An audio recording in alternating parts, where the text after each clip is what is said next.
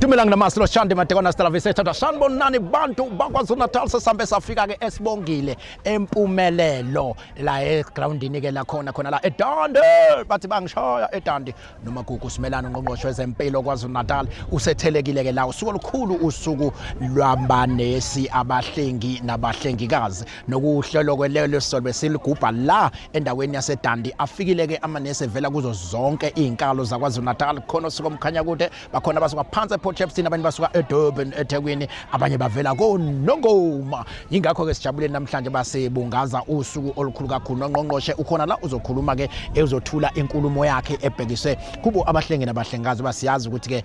abanye babasebenzi ababaluleke kakhulu eminyangweni wezempilo nabaningi kakhulu eminyangweni wezempilo ingakho ke makubungazwa umhlaba wonke usuku lamanesi silithatha njengosuku olubaluleke kakhulu sila eDande ke acelile kamanesi ukuthi cha siyathi usuku lwethu kodwa siyafisa ukuthi makuusuku lwethu kube nohlelo esizoba nalo esizokwenza senze isibhedlela kubantu sithi sibungazwa kodwa nathi